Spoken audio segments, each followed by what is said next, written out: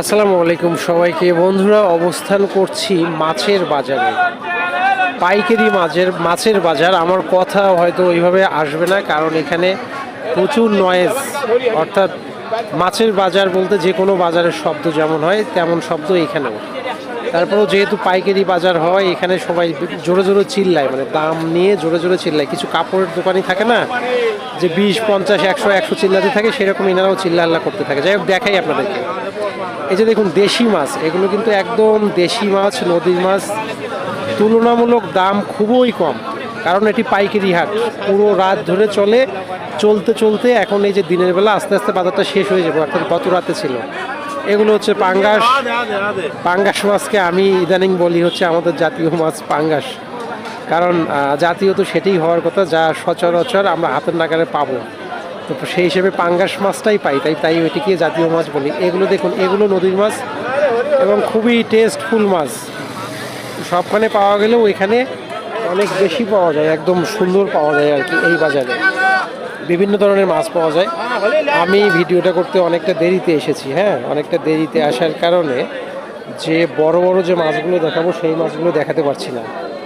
এই যে শিং মাছ দেখুন, প্রচুর শিং মাছ। এগুলো অবশ্য নদীর না, চাষ করা শিং মাছ।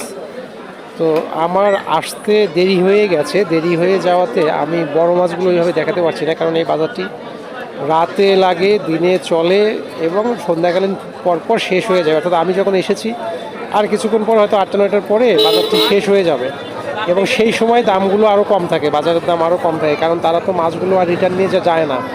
দেখা যায় যে তো অনেকেই আবার সেই সময়ের অপেক্ষা করে, যারা কিনতে আসে এখানে তারা সেই সময় পর্যন্ত অপেক্ষা করে যে কখন দামটা কম হবে। এবং রাত 10টার পর 11টা 12টার দিকে দাম একেবারেই কম হয়ে যায়, তখন মাছেরও অবস্থা খারাপ হয়ে যায়।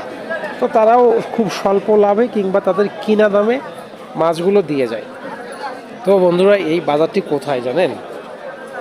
এটি আমি বলবো না, আপনারা কমেন্টে আমার কাছে যদি জানতে চান তো বলবো যে এটি কোথায়, এই বাজারটি কোথায়। এই বাজারটি প্রতিটা জায়গাতেই তো এরকম আছে, তবে এটি কিন্তু আড়ত না, এটি হচ্ছে পাইকারি বাজারই পাইকারি। অনেক সময় হয় না যে শুধু আড়তে পাইকারি বিক্রি হয়, এখানে তা না। এখানে হচ্ছে আড়ত ছাড়াই পাইকারি পাওয়া যায় এখানে মাছ। এখানে শুধু মাছ না, শাক সবজি থেকে শুরু করে যে কোনো কিছু পাবেন, অর্থাৎ শাক সবজি, মাছ, মাংস। আর বিশেষ করে মাছটা নেবার জন্য মানুষ এখানে আসে।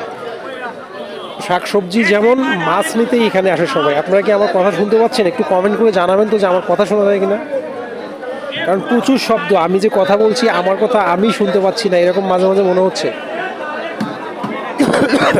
যে আমার কথা আমি হয়তো শুনতে পাচ্ছি না, কারণ এত পরিমাণ শব্দ এখানে। এই যে দেখুন, বিশাল বড় বড় মাছ, কি বলে, ব্রেকআপ মাছ বলে না?